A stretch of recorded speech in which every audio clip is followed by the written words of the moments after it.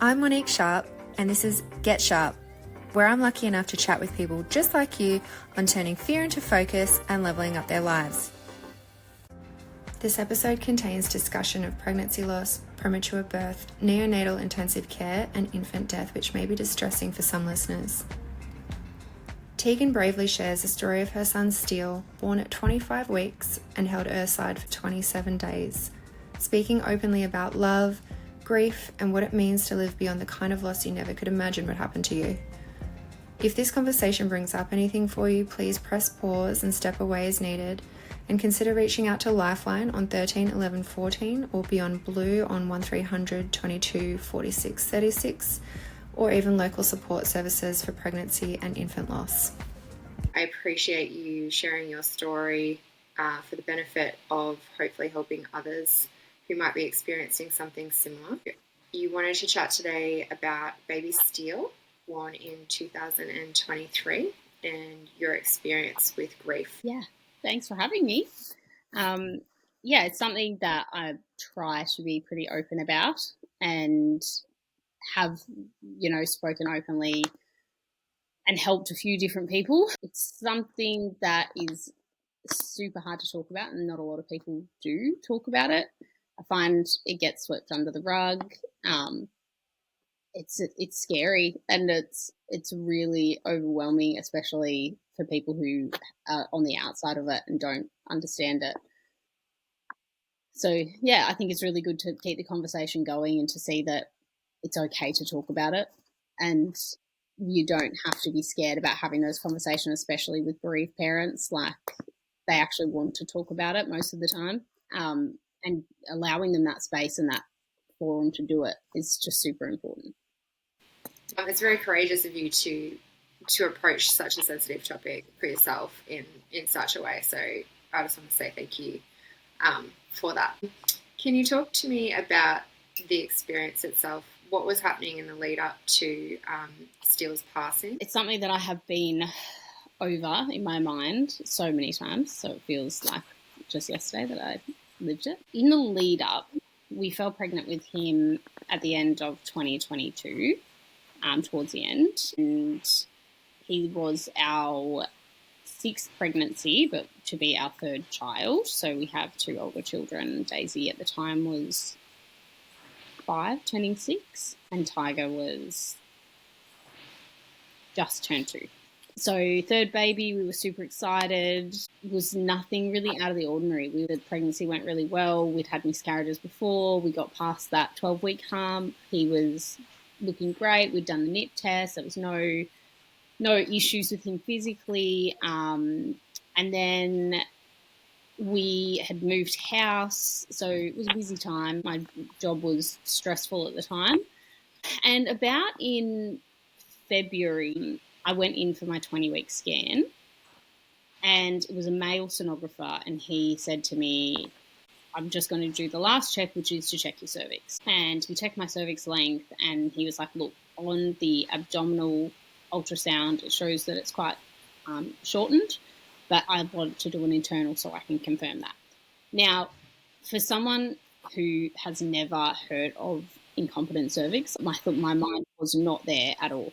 And he was like, I'll send the info through to your obstetrician and she can have a chat with you and you can go from there. And I think it was only 4 days later that the hospital called me and said, we've just got a referral here saying that it was flagged that your cervix is short. So we really want you to come in. It's something that we're keeping on top of. I was like, that's fine, popped in. In that ultrasound, she said, yes, it's still short. I will send you a referral to a specialist, which is across the road. When I met with her, there was a lot of red flags in that appointment. He kind of dismissed me, and I was a little bit confused because I'd spoken to my friend who was a sonographer, and she was kind of like, oh, they're going to do a cervical stitch.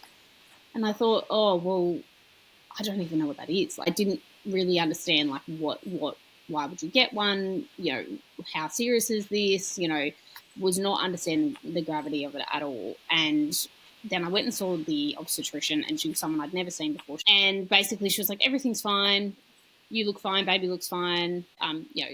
Keep taking the progesterone pessaries, which is what they give you.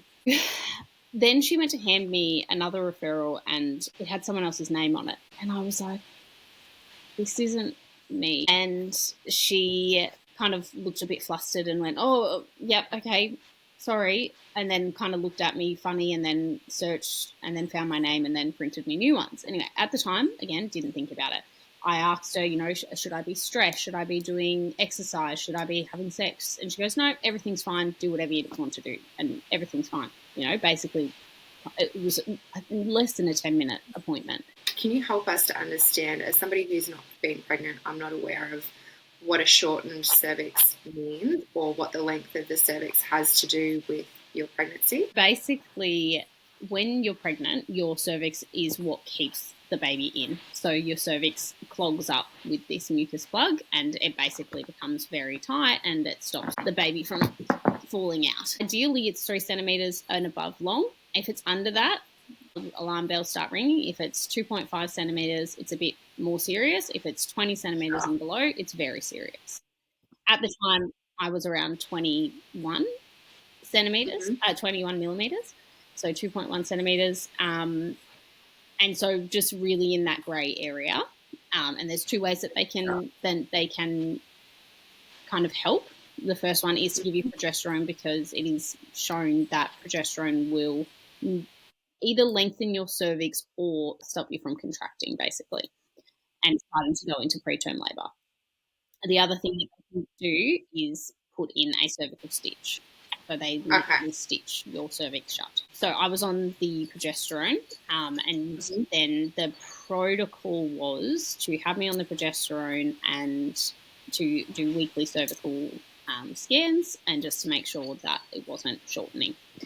Then I had a lot of stress and some pretty horrible things happening at work at the time. And about 3 days after my third scan, when you're about to go into labour, you lose your mucus plug. So at the time, I was thinking, I'm 25 weeks pregnant. Why would I be losing my mucus plug? I also noticed that I was feeling really unwell. I was feeling like fluey, really like lethargic. I hadn't been eating or sleeping very well, like very, very unwell. And on the Friday morning, I woke up and I was like, no, I'm going to take myself to the hospital. I was going to go and have my glucose test, which you have to have it around 25 weeks just to make sure you don't have gestational diabetes. But I dropped the kids off in the morning and I was like, no, I'm going to go straight to the hospital and maybe we can do the glucose at the same time. I was feeling a bit sore throat, runny nose. As I was waiting out the front, I started to get really bad cramps, and then they started becoming quite consistent. So I went in and they hooked me up to a monitor that would monitor the fetal activity and monitor contractions if I was having them. And then things started to get a little bit serious. They said, we're noticing that the contractions are quite close together. This could just be that you're under a bit of stress and you just need to relax and calm down and they'll stop, but we'll keep monitoring you. So then my husband came over. They said, we'll also do a test which will tell us how likely you are to go into labour. So there is a specific test that they can do with women who are showing preterm labour signs to see if they're actually close to going into labour. Now, it's a really rare test and some of the hospitals don't even carry it. So they did it on me and it came back like a 2% chance that I was going to go into labour in the next week.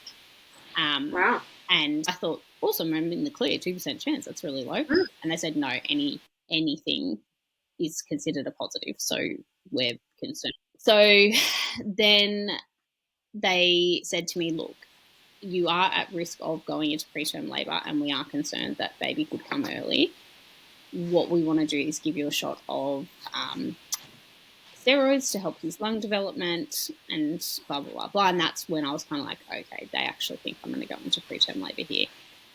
So then things kind of happened really quickly. They said to us, okay, we're going to fly you to Melbourne because if you do have him, we don't have the facilities here. So we're 3.5 hours away in Albury-Wodonga from major city, which is Melbourne. That's when I started to panic. I'm like, I've got 2 kids here, I've got a job, I've got, what am I supposed to do? I don't want it. And they're like, no, we're going now, the ambulance is coming. I'm like, no, I need to see my kids before I go. Like, I can't not see them. How long am I going to be there? And they were like, you could basically be there until you hit 32 weeks, which is when we would be able to deliver him here. So quickly got on the plane, and they'd given me something to try and stop the contractions, wasn't really working. Got down to Melbourne. I was in so much denial at this point. I was like, everything's going to be fine. I'll just, the contractions are going to stop. I'll go home. Everything will be fine.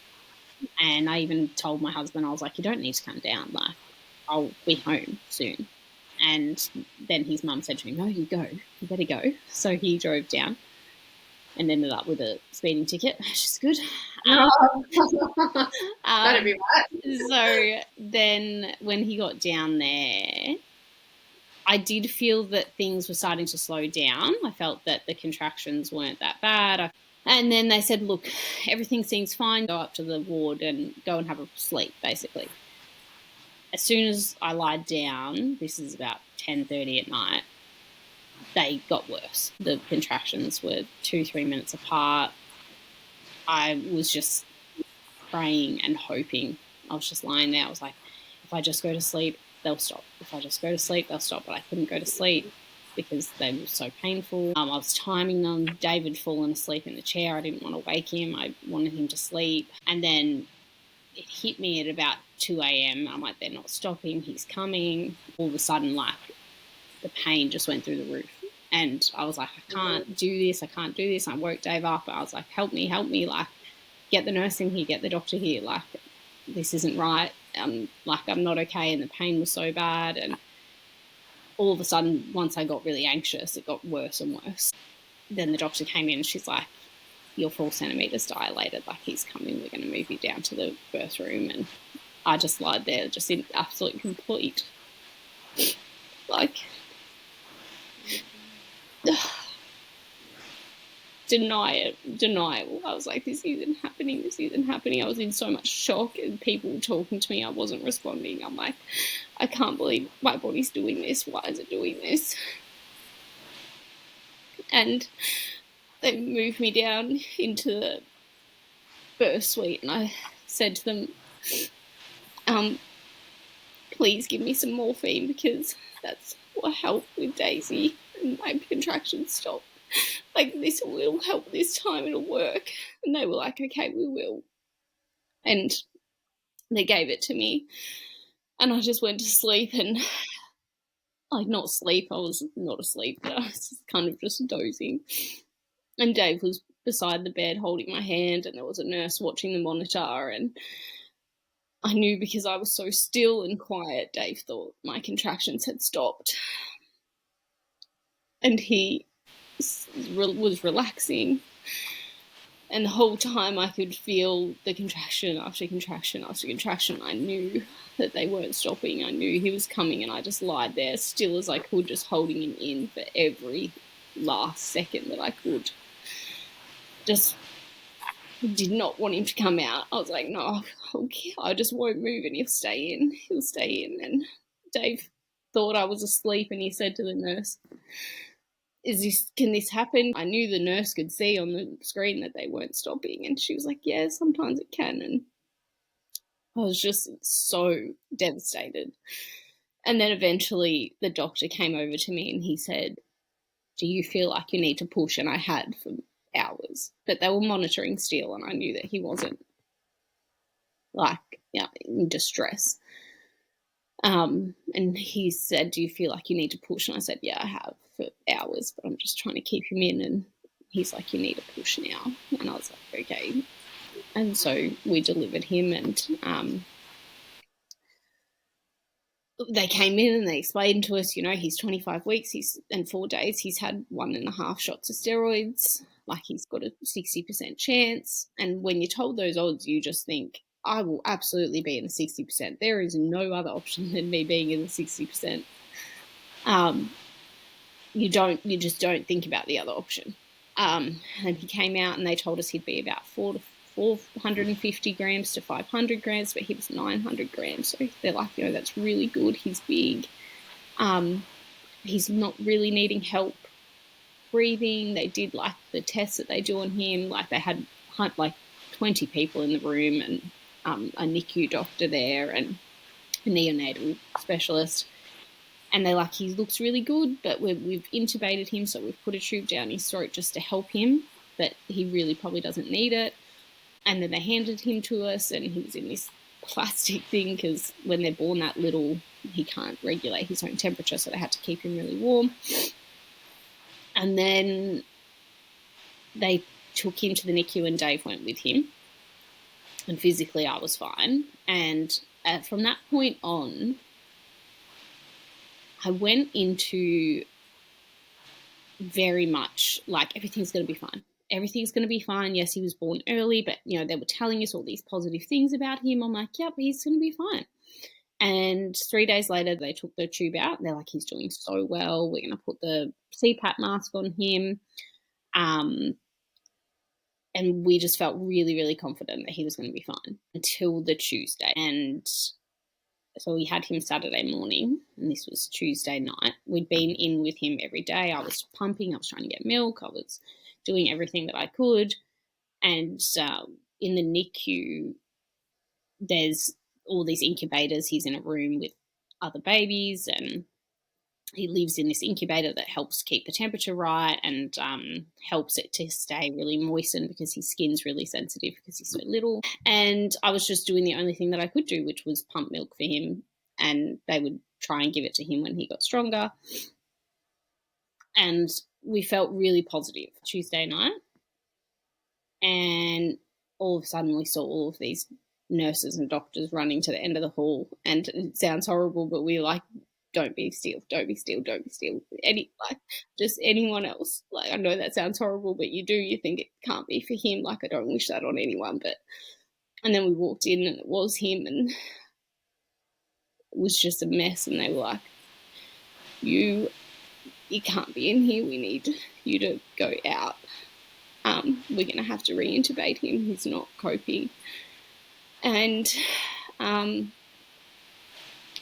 one of the doctors, she was so lovely, her name was Anna, she took us into this little room, and when you go in the little room it's not good, and she said, we think it could be a couple of things.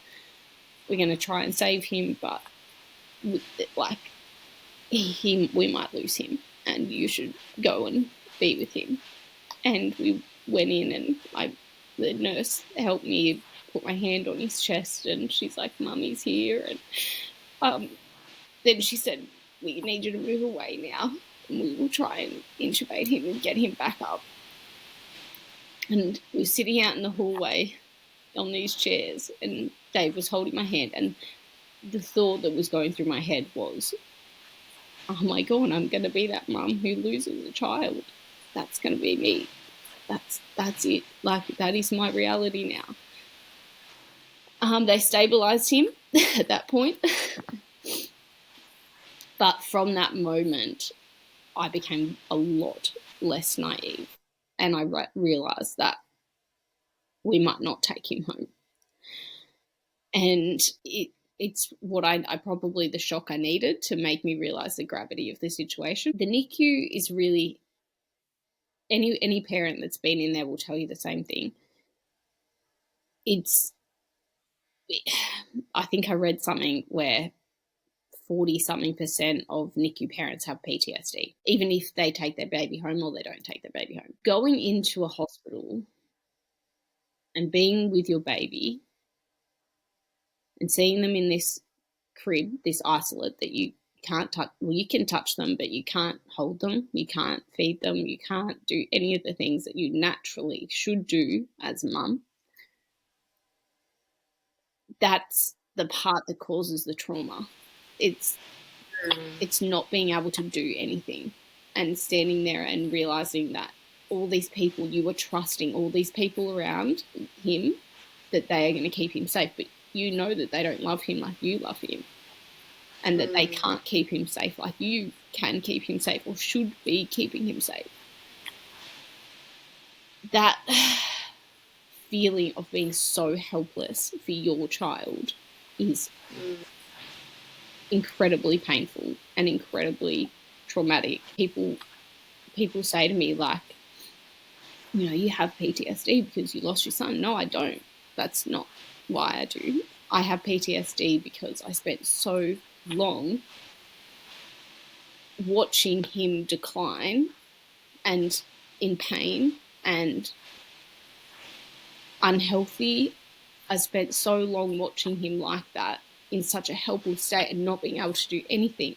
And I said to people think the worst thing that can happen is death. It's not. It is absolutely not. The worst thing for me was watching my child in pain and not being able to do a thing about it. I couldn't help him. And all I wanted to do was pick him up and tell him it would be okay, but I couldn't. And that was every time that he went downhill, I couldn't do anything. I couldn't pick him up. I couldn't hold him, nothing. Like I couldn't do anything. And it was just, I can't, there's no word for it. It was debilitating. It was soul destroying. And that, you know, I spent 27 days trying to breathe for him. I felt like I couldn't breathe. I wanted him to breathe. I just wanted him to breathe on his own. I wanted him to get bigger. I wanted him to get stronger.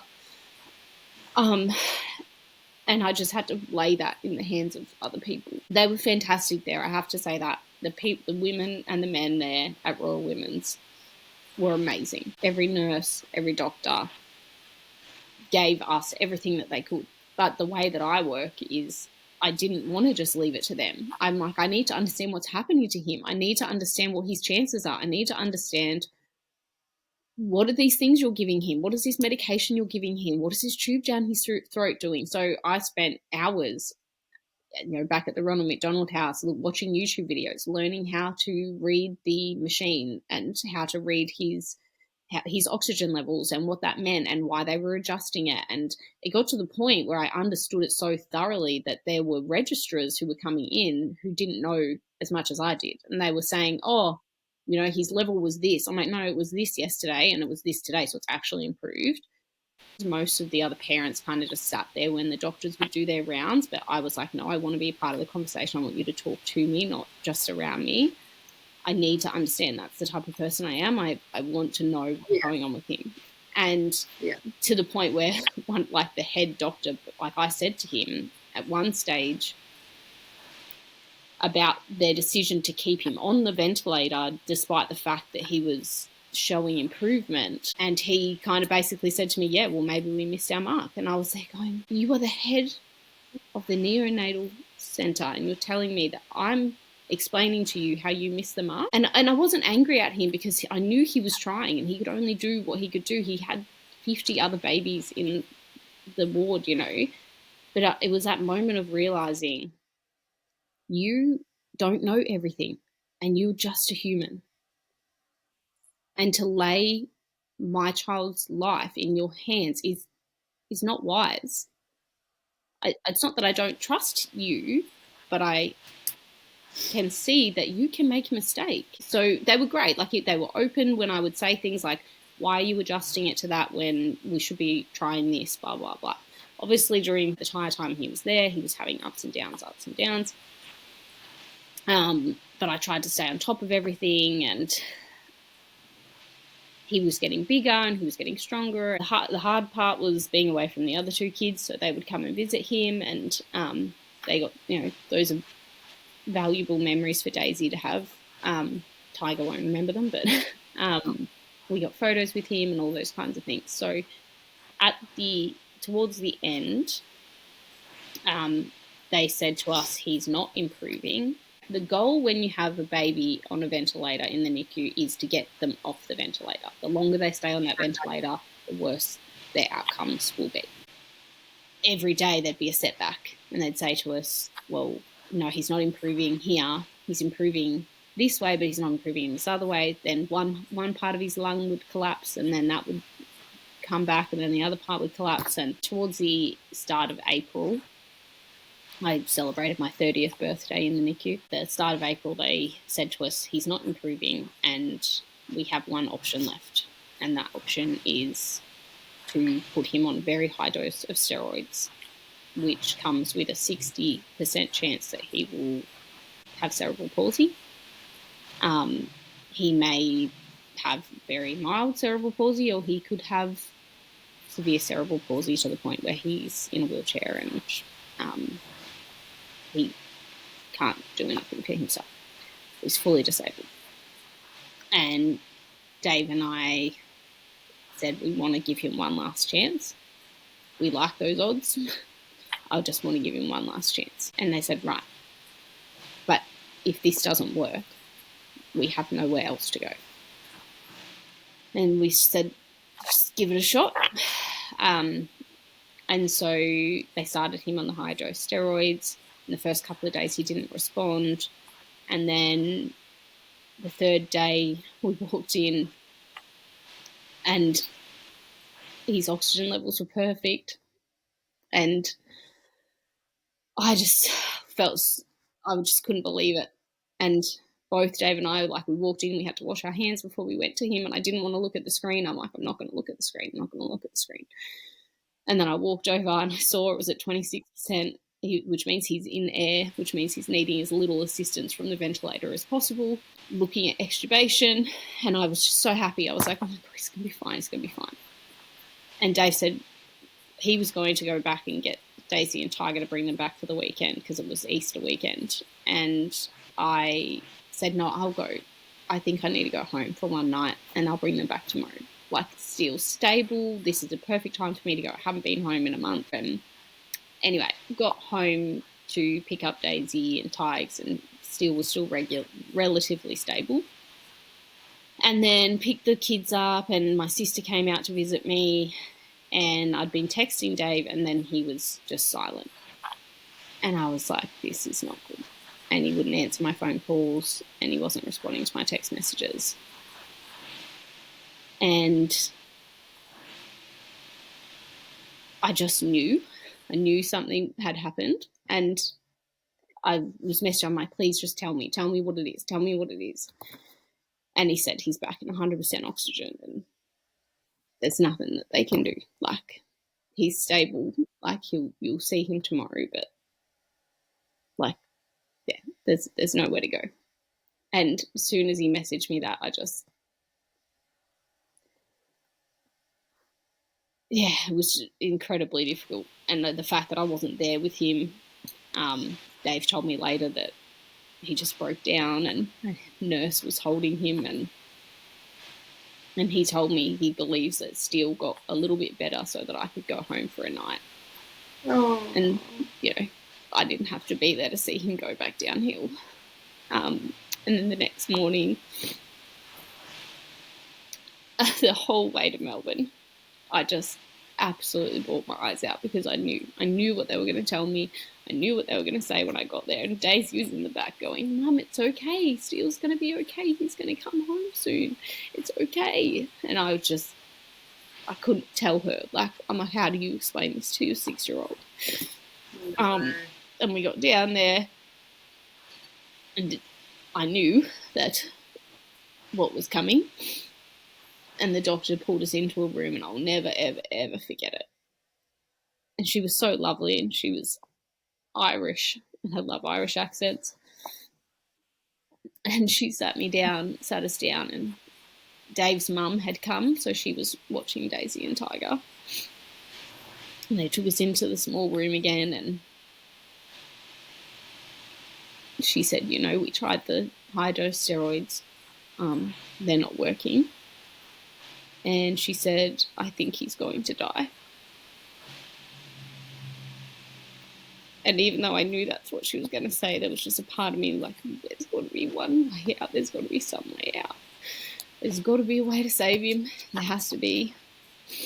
And then I looked at Dave, and Steele had gotten so big to the point where he was pulling the tube out because he hated it so much. It's painful, I said, I can't have him in pain anymore.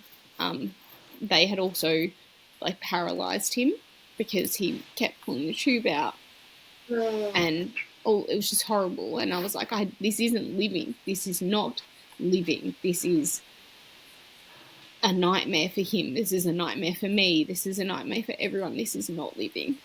And I just said to Dave, I don't know about you, but if he's not going to survive, I don't want to push him for what purpose? And I said to the doctor who was there, and there was 2 other doctors on, this is Good Friday, and I said, there's about 70 years experience between the 3 of you. Can you just tell me, have you ever seen a baby come back from here?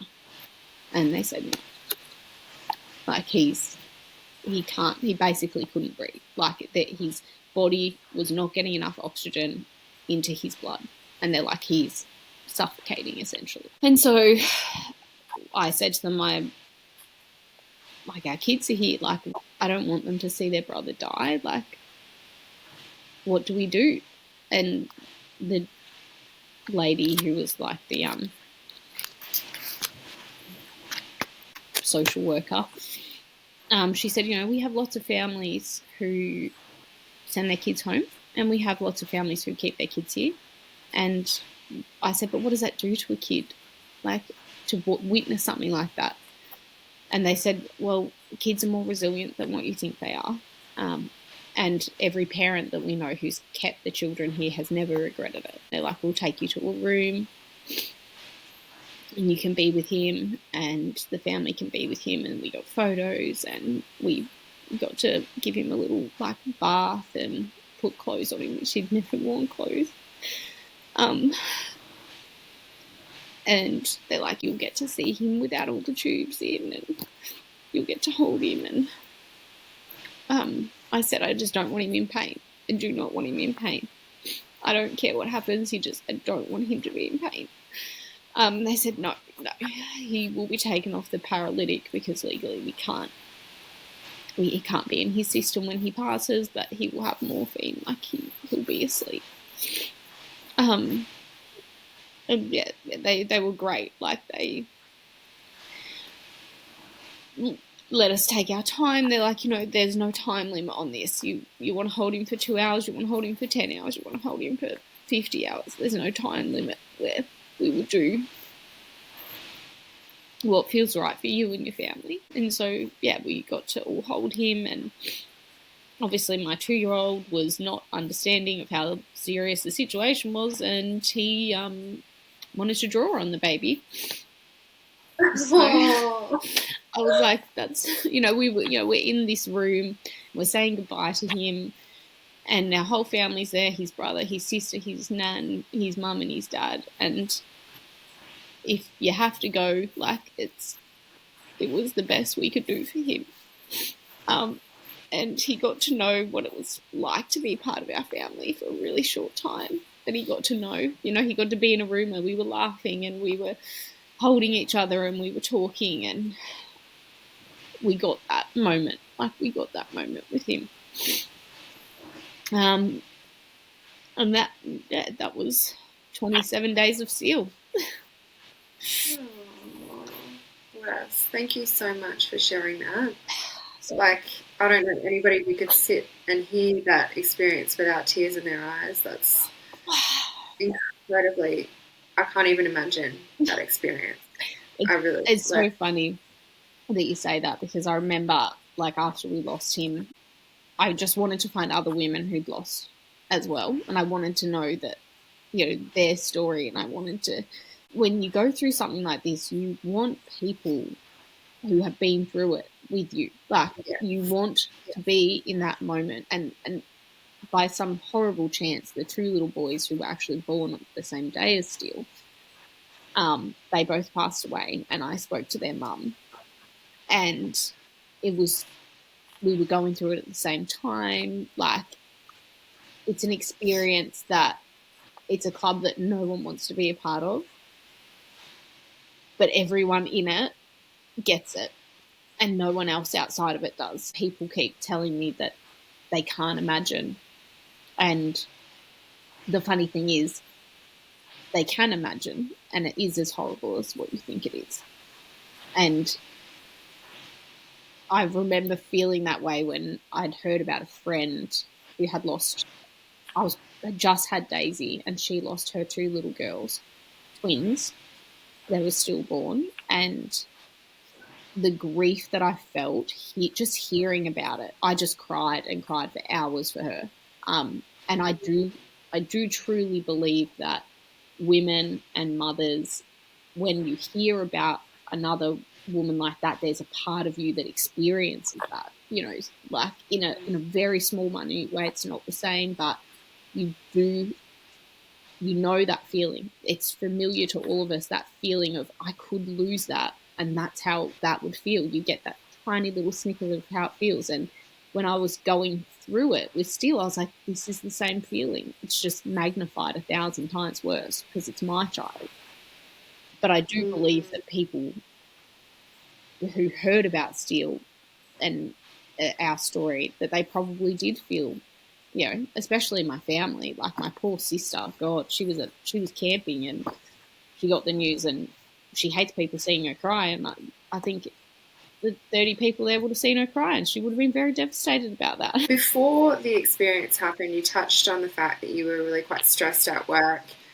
I do have insight into knowing you before this interview, so I know you're a person that chooses to move forward through a challenging situation before you ask for help. You move forward on your own. Please, correct me if this reflection is not aligned.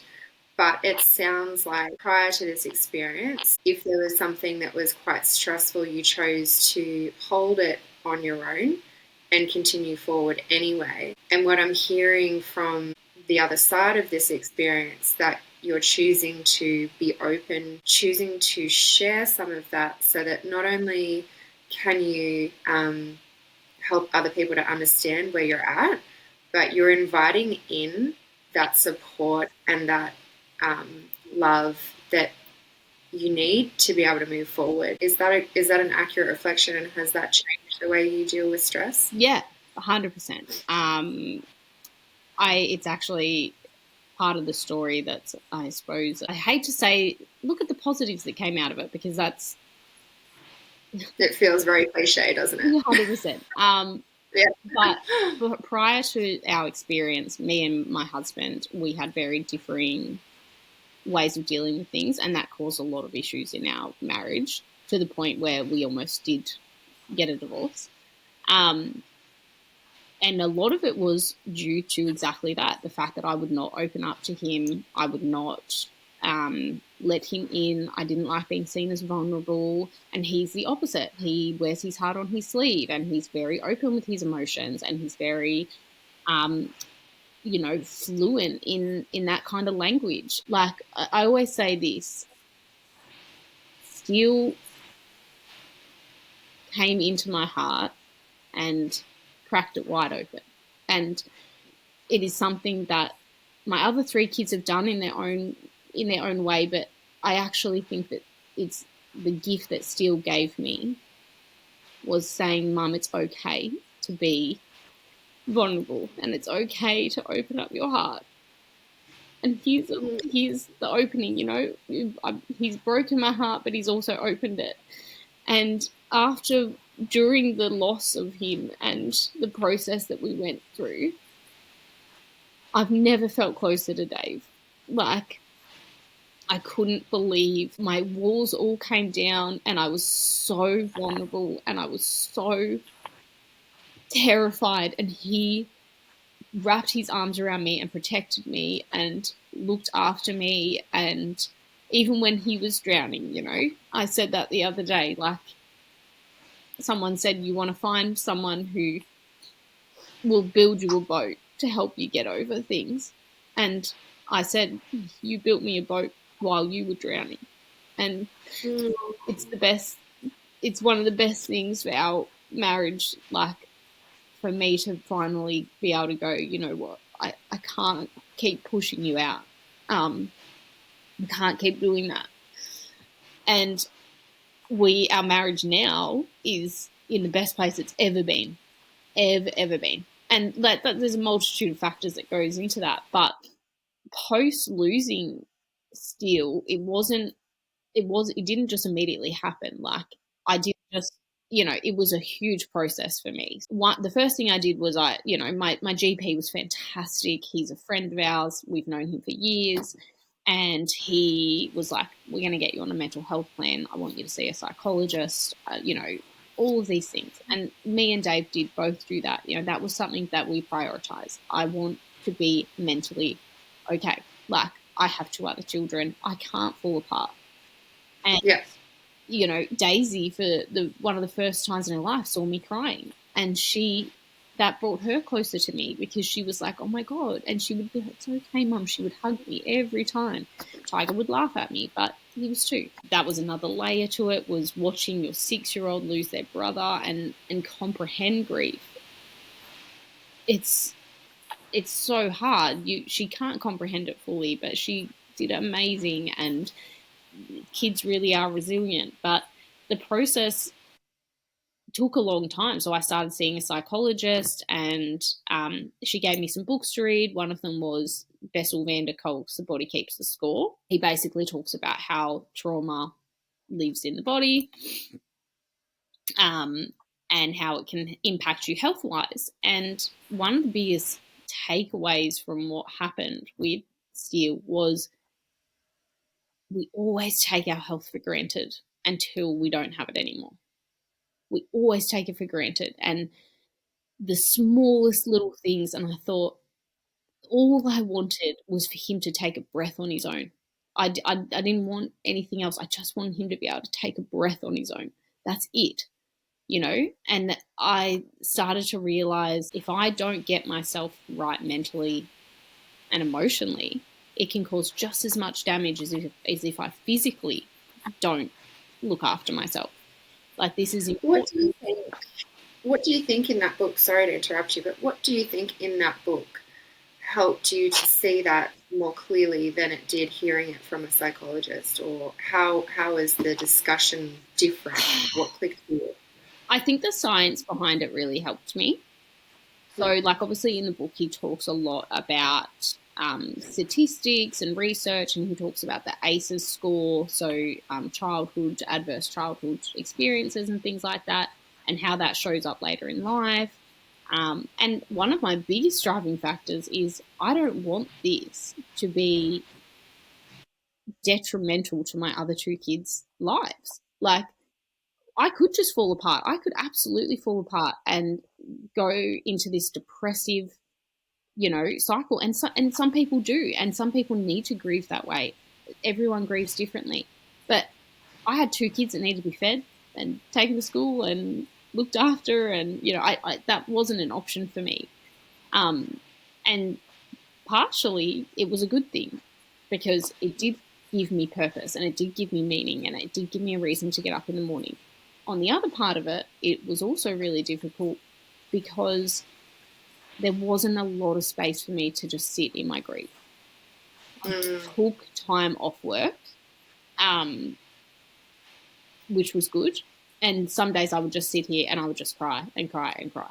And I just needed to do that. I just needed to do it. What also didn't help in the time was that 3 months after he passed away, we fell pregnant with Navy. And so I went from being in grief to being in this really highly anxious state of, this can happen again. And I knew that, and I was prepared for that, because I'd spoken to my psychologist around the fact that we wanted to have another baby. Well, after we lost Steele, the biggest thing that helped me through was exercise and cold showers. And I know that sounds ridiculous, but it really did, because it gave me something to do. Instead of sitting there crying all day, it really helped me to have like a process to follow each day. Do you think it helped you move? You just talked before about having emotions stored in the body. Do you think it helped it come out? Somatic experience, 100%. 100%. Physical movement was helping me release those emotions, 100%. Yeah. And then once I fell pregnant with Navy, I was very much on high risk pregnancy. So that means no exercise, no sex, no nothing, no vigorous movements of any kind.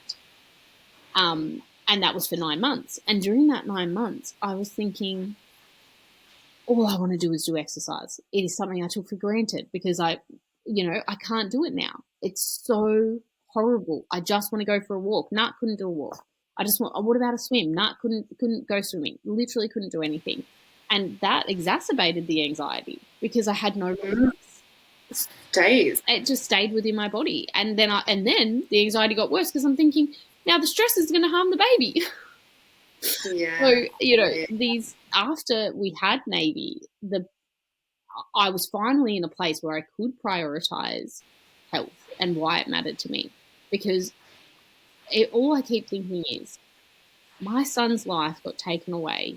I don't want to waste a second of mine because what a slap in the face to him. How horrible to him having missed all of these things, and it's all available to me. How lucky I am to be able to wake up in the morning.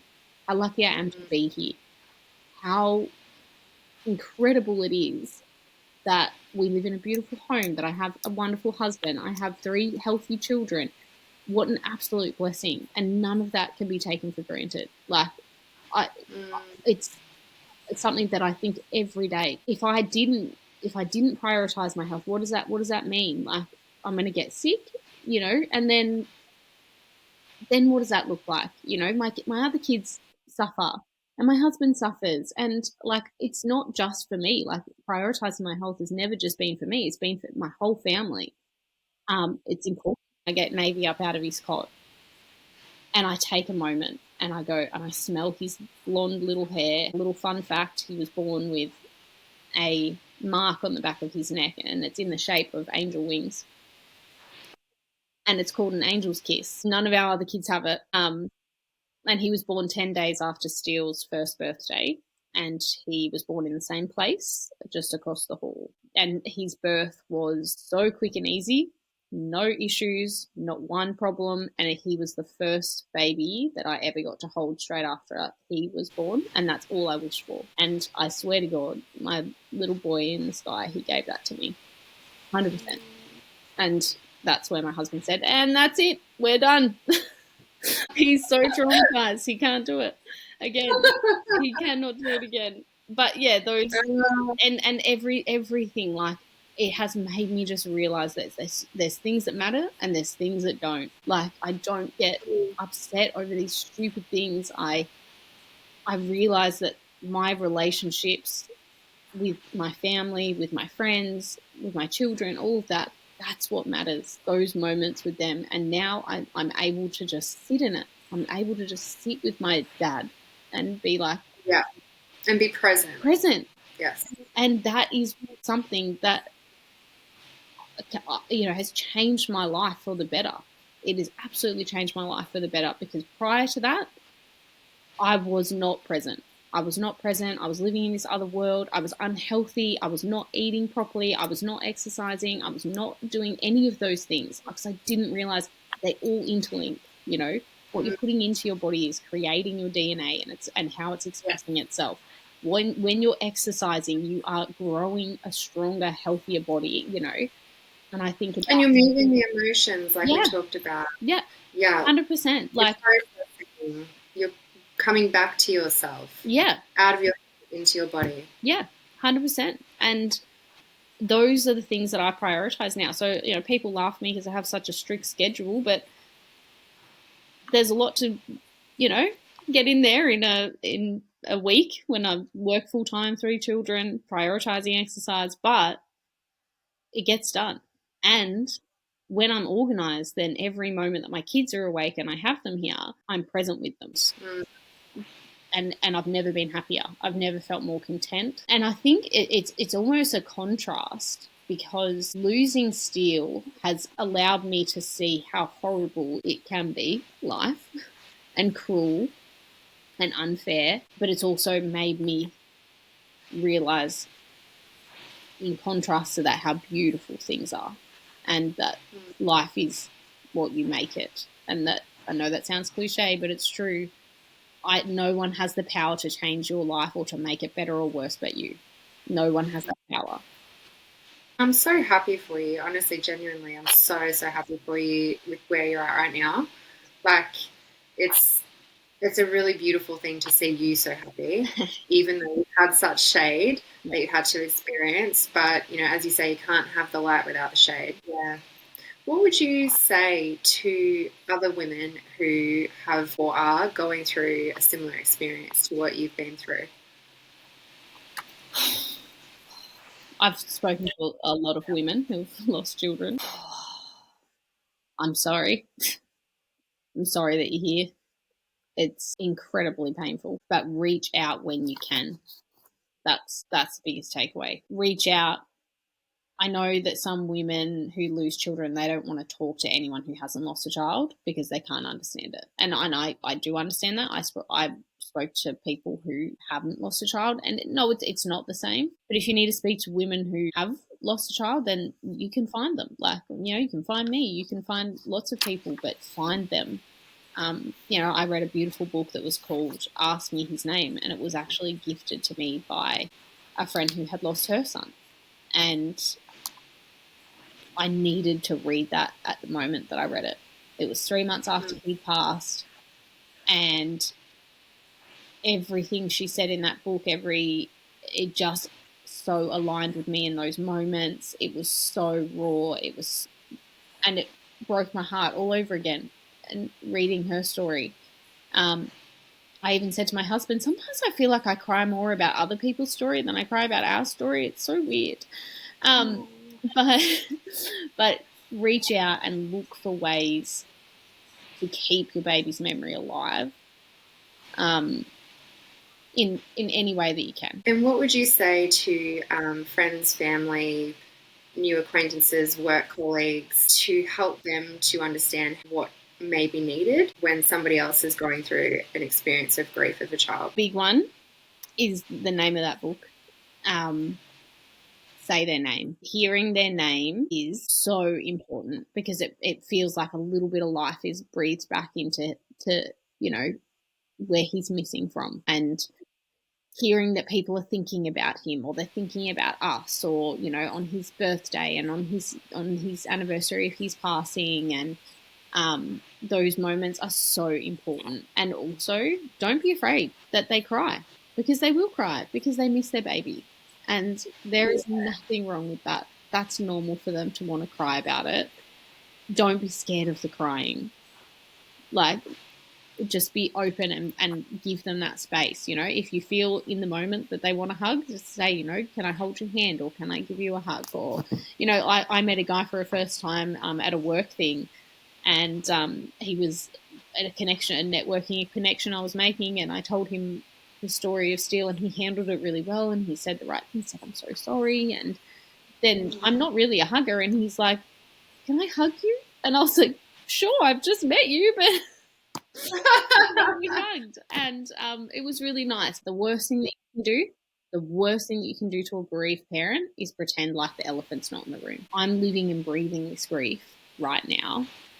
I want you to acknowledge that. If I was to summarize what I'm hearing from you, it sounds like at the very beginning, prior to Steele joining us on this side of the world, you know, you had a lot of stress. You weren't sure how to process that stress. The situation itself, when Steele arrived, was incredibly stressful. The outtake from that yourself, Dave, Daisy, Navy, Tiger all have now is that understanding of how to recognize stress, or how to recognize an emotion, a strong emotion. And it sounds like you are, both you and Dave, and also the kids, are helping each other to move through the expression of those emotions in a more productive way. That's a beautiful, beautiful experience as a whole, even though you had to experience so much trauma. Yeah. The world is only going to be better because of people like you. Oh, God. Honestly. I hope so.